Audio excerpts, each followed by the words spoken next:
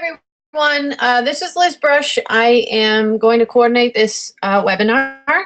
I see we have about 90 people on, and we're going to give it about 2 or 3 more minutes before we have the presentation start. So if you can just be patient. I just wanted to mention there's a question box area, which I'm already seeing some questions in there. I will work throughout the presentation to answer these questions. So just hang tight. We'll start in about 2 more minutes.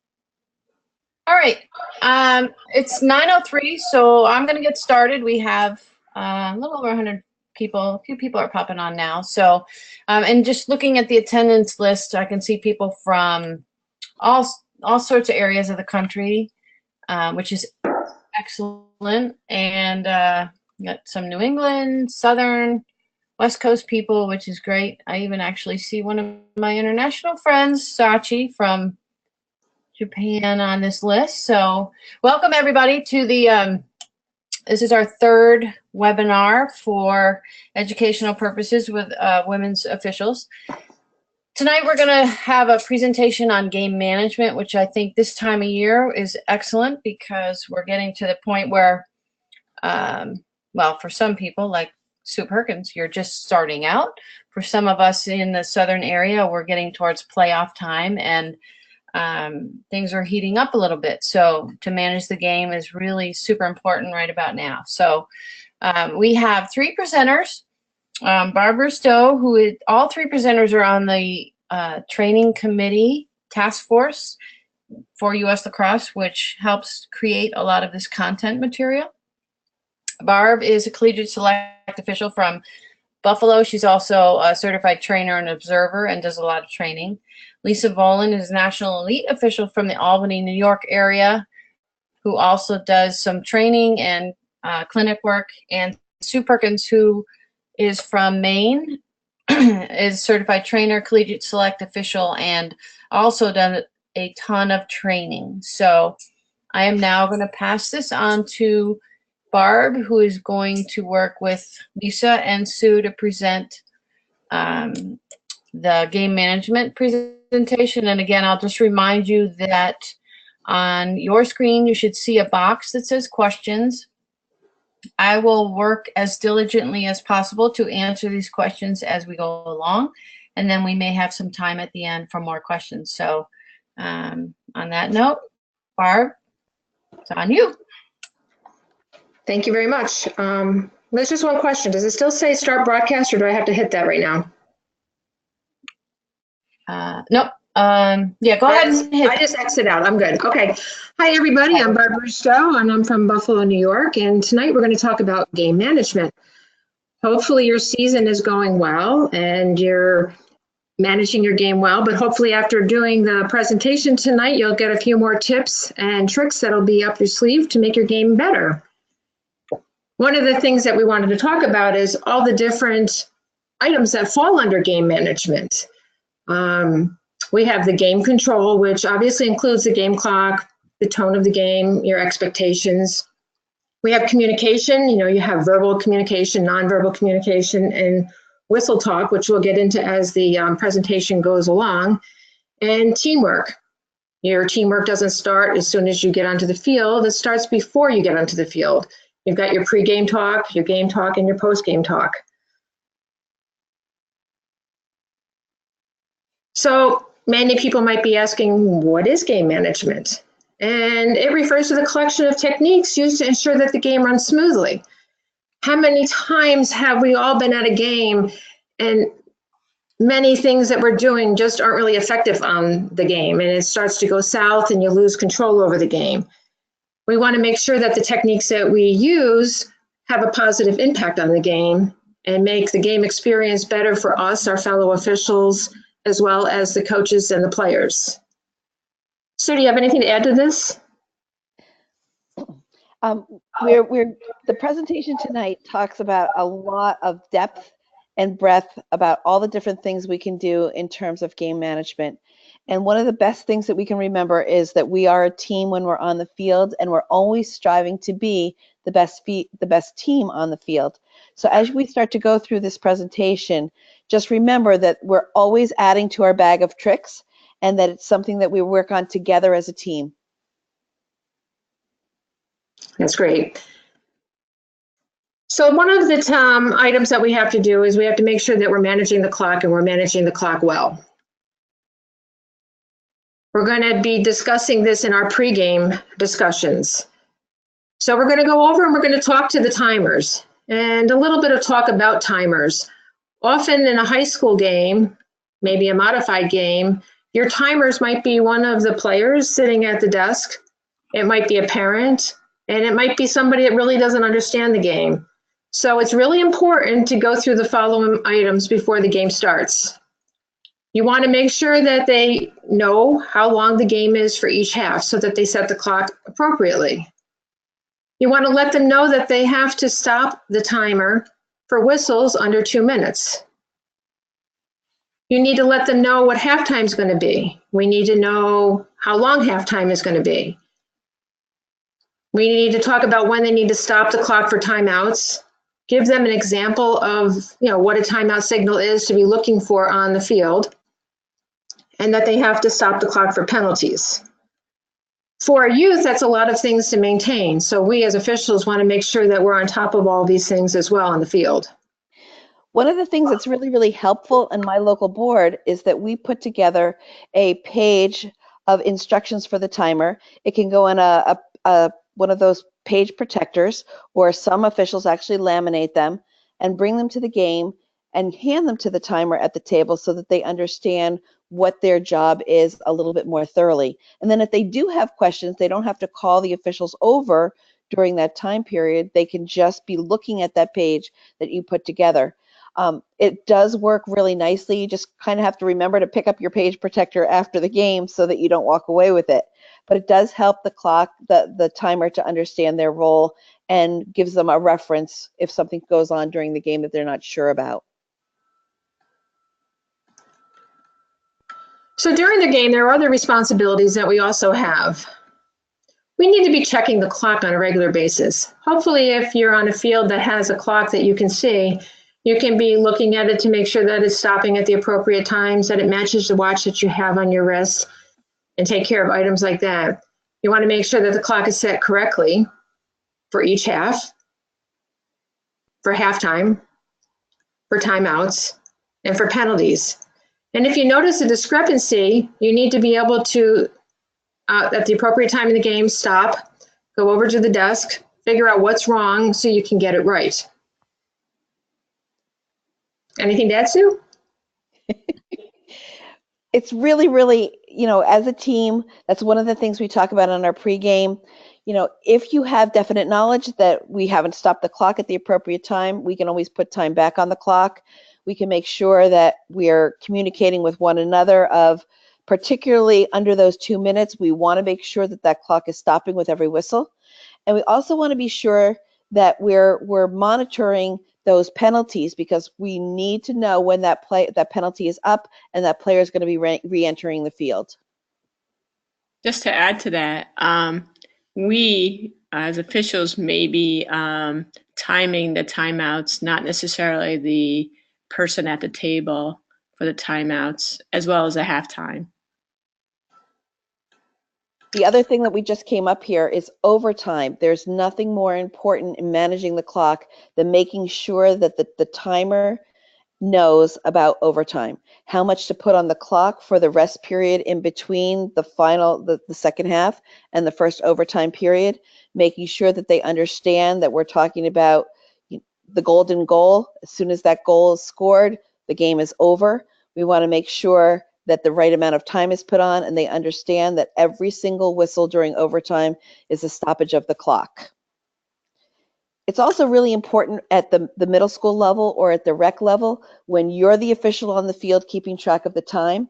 Every time you go to a rec game or youth game, make sure you're asking the coaches, what are we playing today for time? Because each of the little rec programs may have different amounts of time that they're playing. And so we want to be sure that as the officials, we understand how much time we're putting on the clock, or we're looking for on our wrists with our watches, so that we're managing that time clock correctly for the players. As you can see, managing the clock is a big responsibility, and it has a great impact on the game. So it's something as officials we want to make sure that we get right.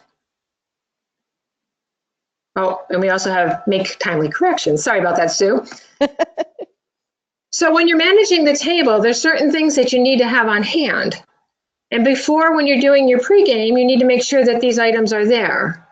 And from this great picture, you can see that the chairs are in place for the girls that are sitting out for the penalties. You've got cones for the corners and for the substitution boxes. You need to make sure you have a possession indicator. In this case, there's a cone that's at the scorer's table, and it'll switch from side to side depending on which team has the possession at that time. Then you also want to make sure that there's an air horn on site. And as a precautionary item, if some of these items aren't available, you need to have a plan B of how you're going to handle those situations. Anything to add? It's also really good to make sure that the person at the table has their iPhone or their cell phone, something that they can time those penalties with. So that's why you want to have some kind of a little clock there, so that that person at the table has that 2 minutes set, and they can release the girl from the penalty if she's waiting out that 2 minute time. So anticipating and setting the tone for the game. There's a lot of different types of games that you're going to be officiating. So understanding the game and the pregame expectations will help you set the tone. If you're having a game of youth players or a low-level modified game, be prepared to teach and help. And one of the things that you should do before you do that is to speak to both coaches to make sure that they want you out there explaining the calls to the players before you do that. But often, modified coaches aren't as familiar with the game. They're being introduced to it with the players, and we as officials can offer a great amount of help on the field.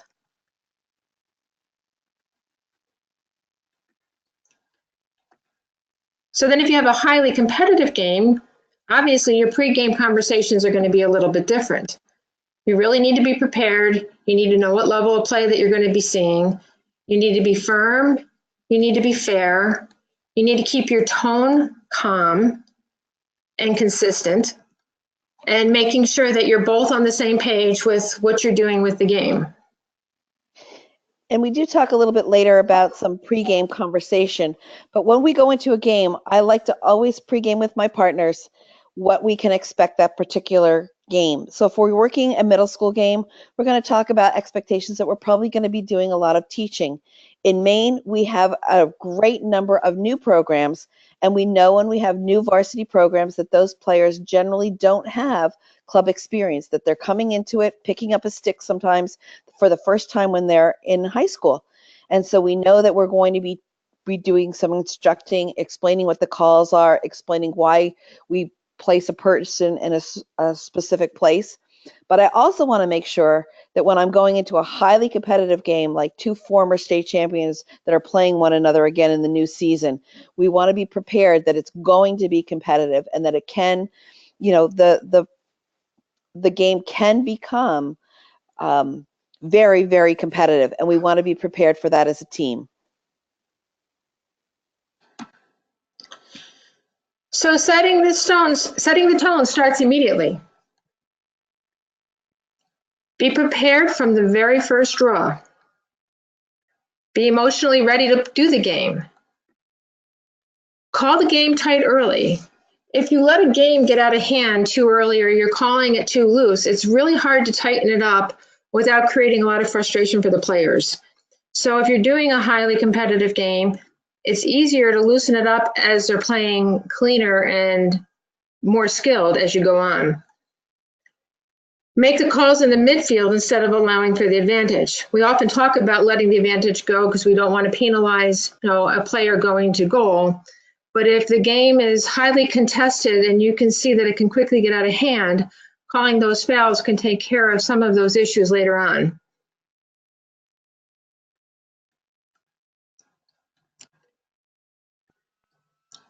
A common area that we don't do a good job is making sure that the girls are 4 meters either away or behind.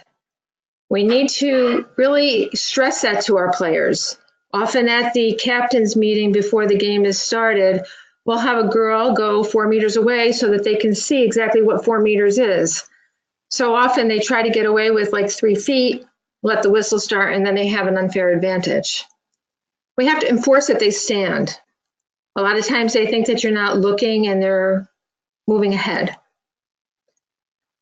We should be placing the players on the 8-meter free position. Make sure that they're in the proper position so they don't get an unfair advantage. We need to clear the players properly away so that they're 4 away and or 4 behind, depending on the foul. And we need to move the players off lines. There's one more. Yep. And we need to address creeping. Creeping is probably one of the things that really annoy coaches the most. You might have your back to a player and not seeing the big picture, and she's creeping in, and she does get an unfair advantage. So we need to make sure that we keep our vision wide and that we see what all the players are doing and that they're in the proper places. One of the things to also remember is that when you blow the whistle and everyone is expected to stand, their momentum is going to carry them forward.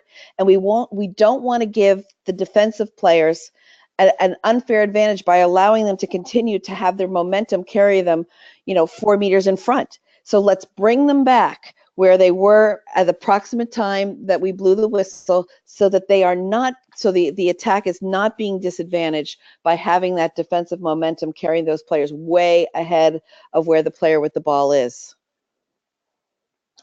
Great point. So then we get into communication.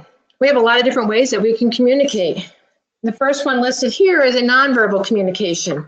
It's really important that we give signal for direction right away so that the players and the coaches know where we're going.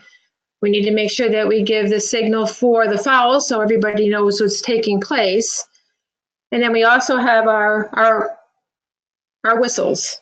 I always think it's a great idea because lots of times we're at a big field to give, and we talk about this all the time, big signals.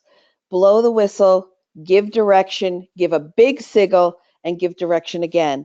And that really helps your partners know what you're calling. So if they have a coach that's asking you a question, you can answer that question.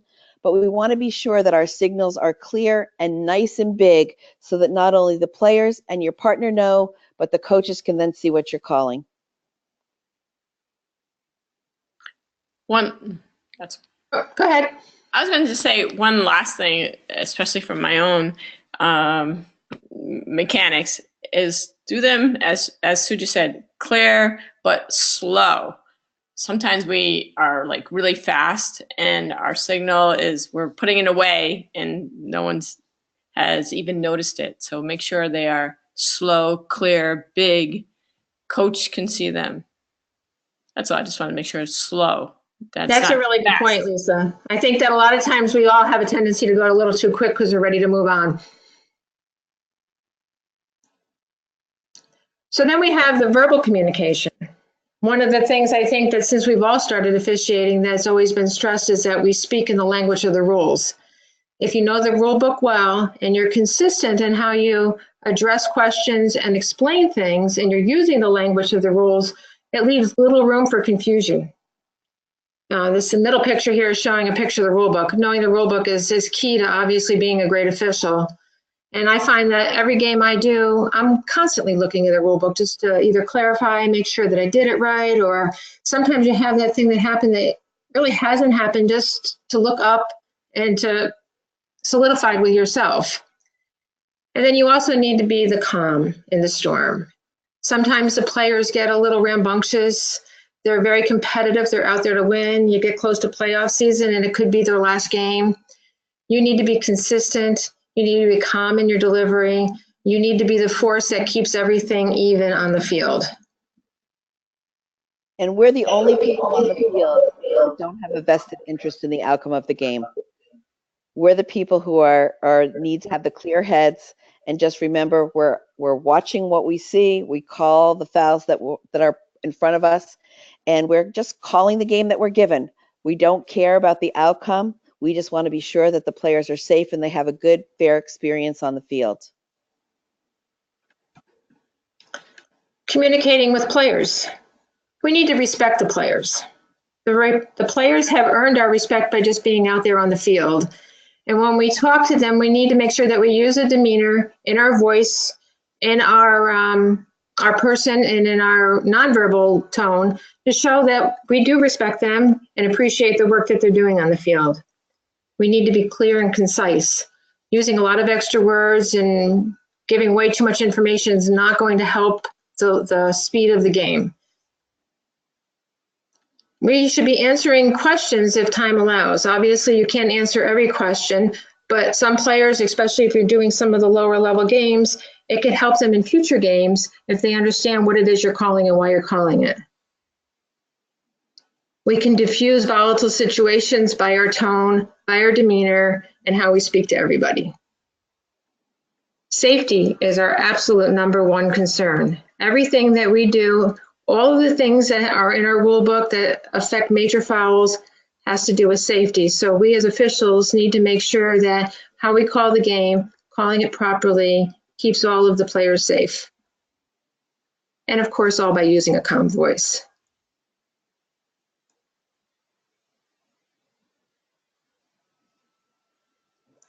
So when communicating with players, obviously there's do's and don'ts. And as we just said earlier, giving clear directions is a do. We don't want to use players' names. Even if we've been officiating that player for 10 years and we know who they are, we don't want to show any type of favoritism whatsoever on the field. So if we're telling a player where to go, we would say player #1, go 4 meters behind, and not use her name. We want to make sure that we use the correct terms, and we can practice this at home all the time. Make sure if they're on the first inside hash, that's exactly what you say, not saying go to that hash. If we need to have them 4 meters behind or away, make sure that we communicate that to them. And we can also communicate that with not only our words, but by using our arms, using them big, like pointing behind or pointing away, so that there is no confusion. And we'll explain what it is that we're doing when appropriate. Some of the don'ts are that we don't want to lecture the player. We don't want to tell them all the things that they did wrong or not to do. We're not their coach. We are the official, and all we're out there to do is to make sure the game is safe and played fair. We never want to yell at the player. Yelling will never help anything. Sometimes we're in a situation where a field could be really windy and it's hard to hear, and you're going to elevate your level of your voice, but never use that nasty tone to call it a yelling. Never threaten with cards. Don't say to a player, you do that again, I'm going to give you a yellow card. That's only going to escalate the feelings on the field and have everything go south quickly. We don't want to berate anybody on the field. Never tell a player to shut up. If a player is chattering a little bit too much, you can say hush, or that's enough, or let's play the game. There's a lot of other techniques that you could use to stop the player, but never use words like shut up. Anything to add to that? I know Lisa and I can probably speak to this because we've both been local chairs, and we deal a lot with calls from coaches talking about the way that our officials have talked to their players. Teenage girls frequently can over-exaggerate what you say to them, and that's the number one thing that gets officials in trouble. Is they say something, sometimes they think that they're being funny, sometimes they really just don't understand that teenage girls take things very personally, and other times our officials haven't taken a deep breath and they've said things that they are sorry for, like shut up. And so it's really, really important before you get to that point where you're going to say something you shouldn't say, to take a deep breath. And if a player really is being disrespectful to you, that's when you want to use your cards. You don't have to give a warning, just quietly time out, pull the yellow card, say unsporting or dissent, and then send that player to sit down for 2 minutes. But it's one of those things that gets officials in trouble more times than not. So let's think about what we say, what comes out of our mouth. If we know that we're getting emotional in the game, it's time that we just take a deep breath and remember that it's really not about us, that we do have cards that can help diffuse that situation if those players are being disrespectful to you or questioning everything that you're calling, and be appropriate. That's going to help everybody in the game. Professionalism. When communicating with coaches, it's so important to be calm. It's the same as with the players. Coaches have a vested interest in the game, and obviously the only outcome they really want to have is a win. So when they're speaking with you, they could be a little maybe irate, or not irate, but a little animated from time to time, and it's best for us to be as calm as possible. When appropriate, we should be answering their questions. If they're yelling to you as you're running down the field, you could say, I'll be back when I acknowledge that you heard the coach and the question, and you'll get back to them. But don't stop, obviously, during the game to answer questions. Timeouts are a great time to do that, halftime. When you are speaking to the coach, again, it's imperative that you speak in the language of the rules. A lot of officials get into trouble when they try to improvise the rule language and use words that are different from what is in the rule book, and then have to try to explain that afterwards. So if you're proficient with the language of the rule book, you'll be very consistent in your delivery to the coaches. Explain what you saw. Often the coaches don't have the same view that you have. They have a different angle, they're more stationary, and if they're questioning a call and you tell them what you saw and it is in fact the appropriate rule, there's not really a lot of argument left to have. Give them the respect of listening to them. What they have to say is important, and if they've taken the appropriate time out to speak with you or done it at halftime, we owe it to them to listen to their perspective. And of course, always use a calm voice. I think when coaches are constantly barking at you, that's a time where you can take a timeout. And one of the techniques that works fairly well is to say, Coach, do you have a specific question I can answer for you? And the coach may just want to be yamming at you. Yeah. And you say, Coach, do you have a specific question that I can answer for you?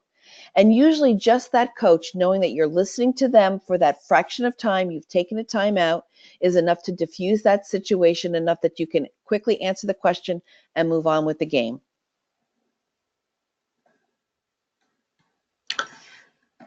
So other do's and don'ts. Hey, Lisa, this is yours. Oh, I hear you. Oh, don't. I'm not sure what.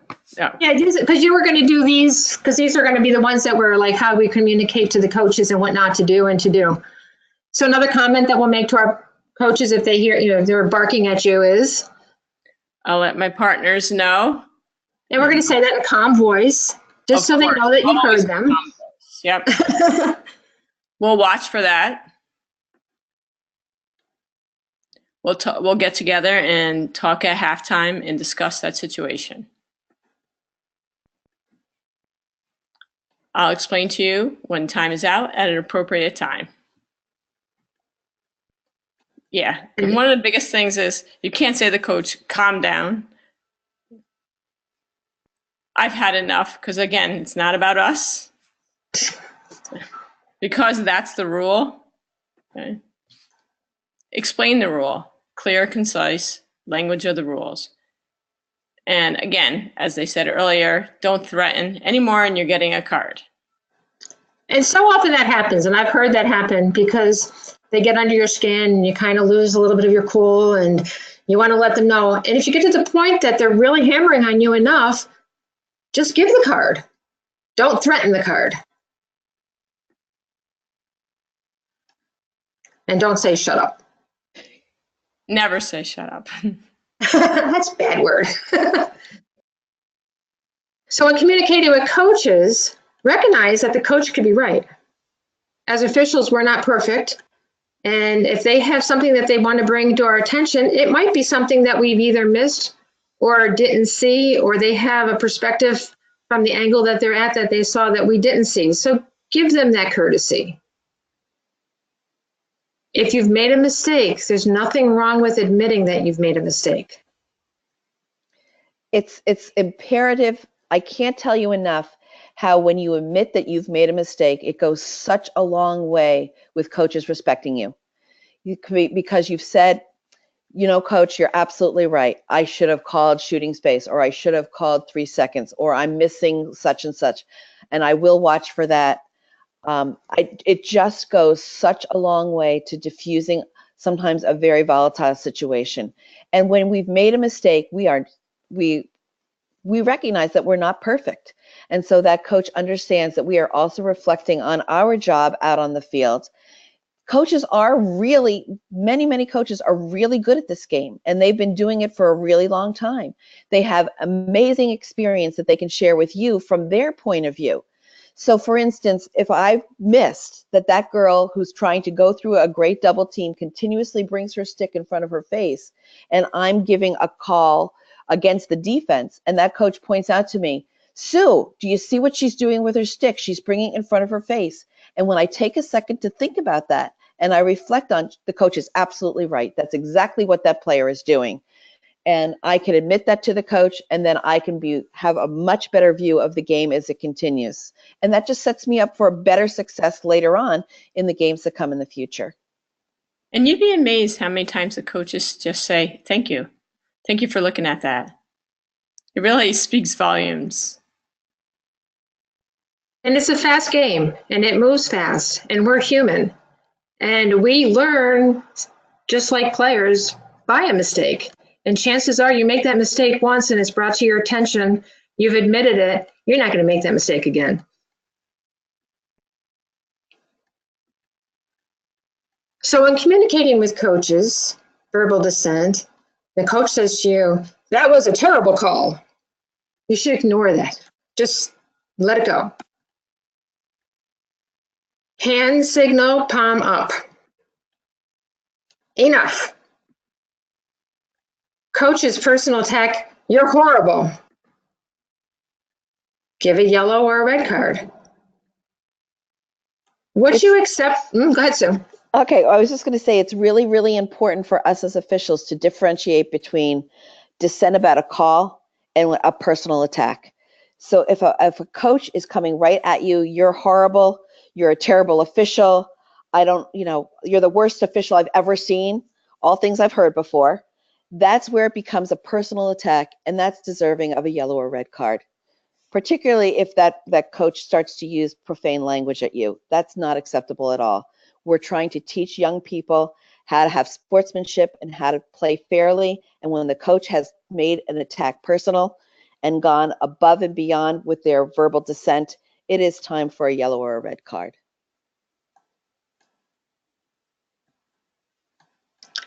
So your whistle is also another way that you can communicate, and it's also called whistle talk. When you have an out of bounds, you have a cover, an empty, or any other type of a very minor foul, how we're blowing our whistles should be a really quick little tweet. Nothing forceful, it's just a small little foul, just enough to stop play, restart, and move on. When you have a cross check or a shooting space, how we blow our whistle should be a little bit more forceful because the intent of the foul is also more dangerous. So we're going to give a little bit of a louder tweet. When we have a check to the head, our whistle is going to get very loud and very strong because the intensity of that foul is great. So it should be communicated through our whistle. So your whistle is another way, other than verbal and nonverbal, to be able to communicate with the coaches and the players on the field. We also have cards, and to communicate cards. We have mandatory yellow cards. So there's no choice on certain incidences when we give cards. Obviously, we all know a check to the head gets a card, a yellow card. Dangerous contact gets a yellow card. Dangerous propelling, dangerous follow through, and a slash. No choice, these are all just yellow cards. Then we have our discretionary cards, which can be yellow or red. Dissent would be a reason to choose if you're going to give a yellow or a red. Unsportsmanlike conduct would be another reason to choose which one it's going to be. Most likely on the first outing, it's going to be just a yellow, but if it's flagrant and carries on, there's no reason we can't use our red card. Egregious contact. So how we use our cards are mandatory and then the ones that are discretionary. And we have to remember to use them fairly and consistently.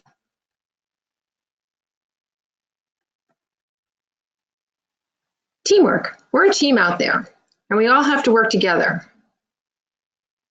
The first time that we're getting really together as a team is our pregame. And I'm actually going to start this with another part. It's really not a bad idea before you even come to game day, the night before or whatever, that you contact your partners. You choose a place that you're going to arrive in the parking lot so that you can get together if there's not a facility that you can meet in at the school that you're at. That sets a great time and place to meet and talk. So you want to arrive at the game with plenty of time. So when you're doing that call the night before, it's a good thing to choose what time it is that you're going to get there so that you're there both with plenty of time to have your discussion. Make sure you're dressed neatly. How you look on the field also is a means of communication and sets the stage for how serious you take your officiating duties. Always be ironed or not wrinkled, I should say.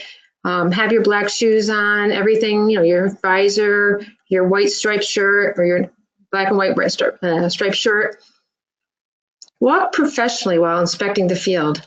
Don't hang your head low.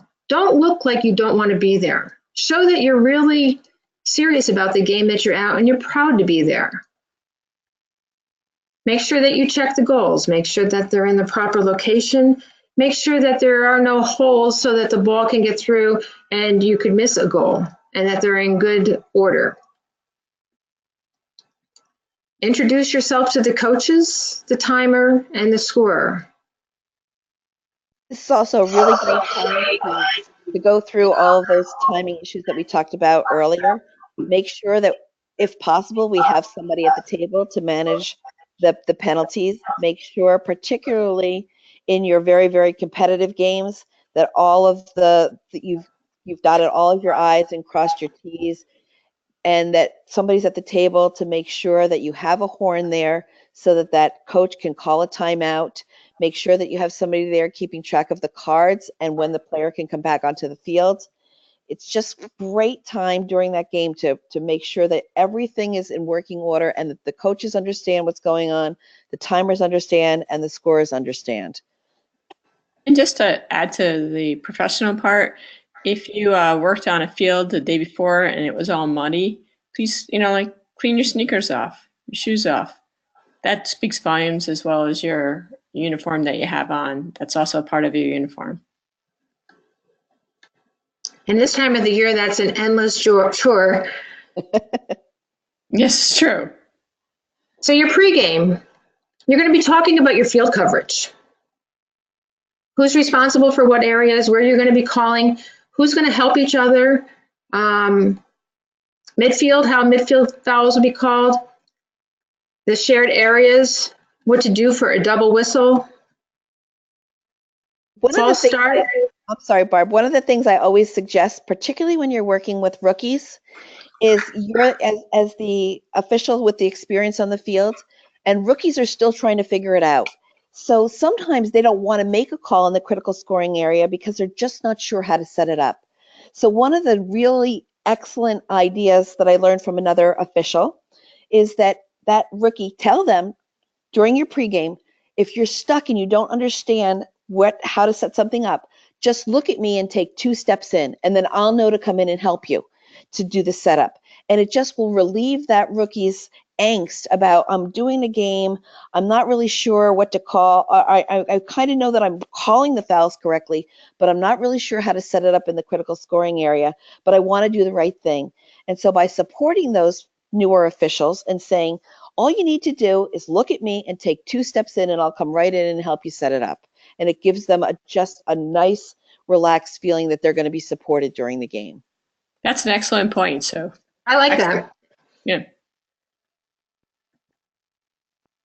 So the restraining line calls, setups, handoffs, talk to the other officials so that you know when you're ready to release them and when you're ready to be released. The draw responsibilities.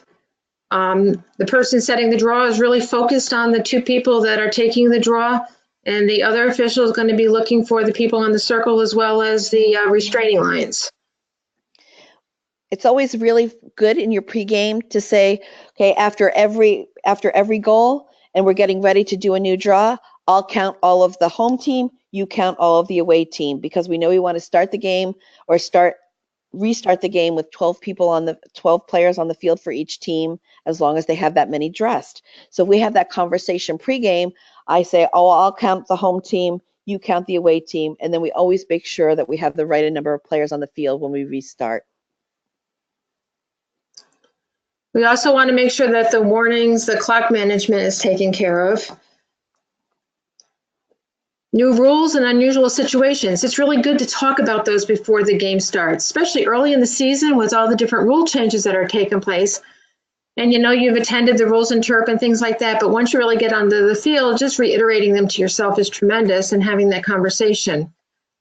Also, and then in your pregame, it's always great when I can explain to somebody, I'm working on this today, and I'd like you to if you see me do something, I'm working on making sure that I've got the right count for offsides. I'm really working on calling that quickly, and my partner can give me feedback about that.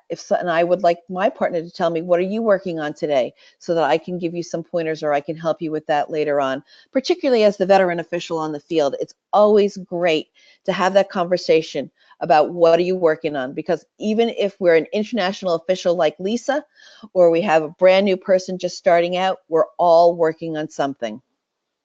And please be sure to make them aware that if they're not sure to call timeout, come together, let them know that it's safe to call a timeout, to come together to talk if they're unsure of a particular or an unusual situation. And that's a great point, Lisa, because you're not hurting either team by taking an official's timeout and getting the call right. So during the game, you want to check in with your partners throughout the game. Making eye contact is critical. Once your partner can constantly make eye contact with you, they know that you're in focus and you're watching things. They can also tell maybe that you're having a little bit of difficulty, but having that eye contact regularly keeps you in sync with each other. Make sure you use your directional signals. Now, we encourage you obviously to use the signals for the foul, but the coaches and the players and your fellow official really needs for you to make this signal for direction so they know where they're all going. And talk through the unusual incidents when the clock is stopped.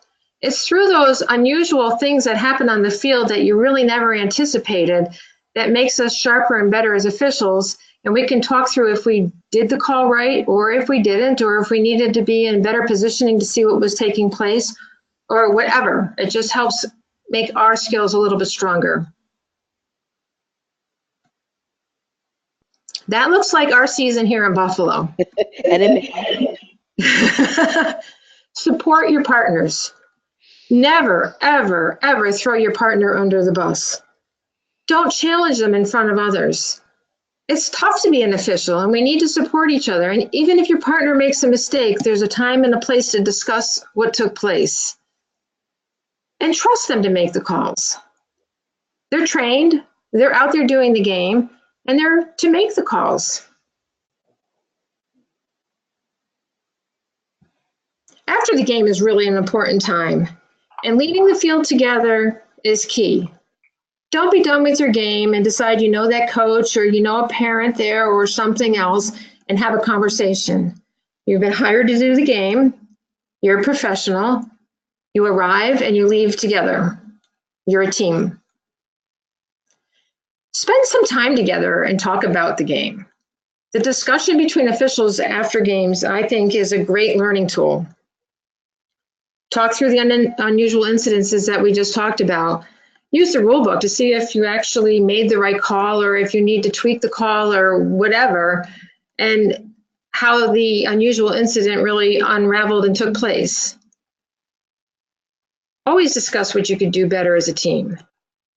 We're never, ever to a point that we need to stop learning. There's always something we can do better, whether it be our fitness level, whether it be the angles that we're looking, at the players to make sure that we see space between them. Everything we do, how crisp we are with our calls, if we're calling too fast, if we're calling too slow, how long it takes to do a setup. There's so many things that we can do better that we can discuss. And what could you do personally to have been better? And how, after you decide what it was, how will you get there? It's also a great time to talk about what you pregame, you talked about what you were working on. And so this is a great time at the end of the game for you and your partner to talk about, how did I do with offsides today? Did you think I was in the right position to make those shooting space calls? So have those conversations, help your partner grow in their game. Be the best team on the field. And keep calm and referee on. Being an official is a great honor and it's a great responsibility. And with all of these extra little tools, we can just do our job a little bit better.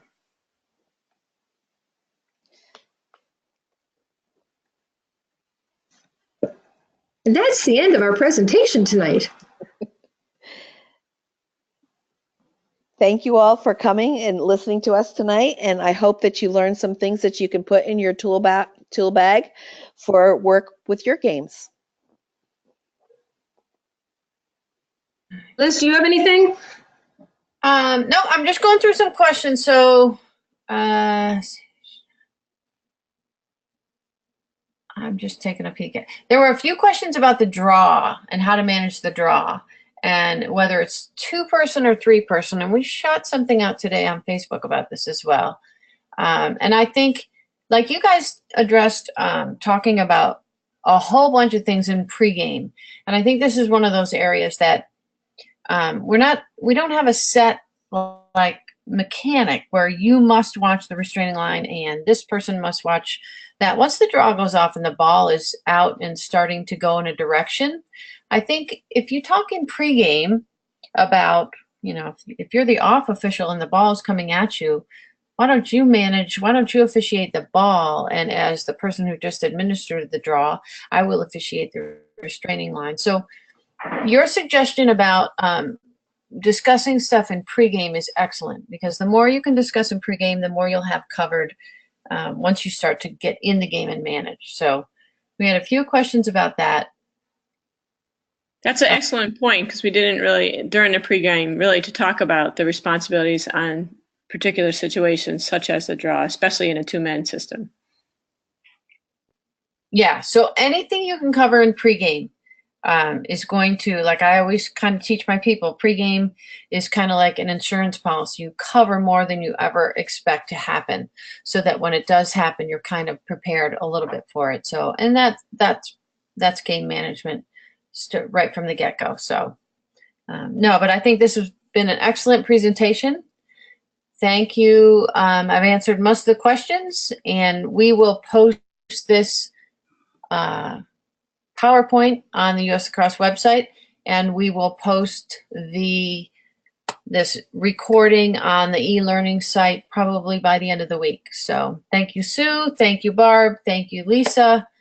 And anybody who attended, appreciate your time, and have a great night and great rest of your season. Thank you. Thank you, everyone. Thank you. Thank you, everyone.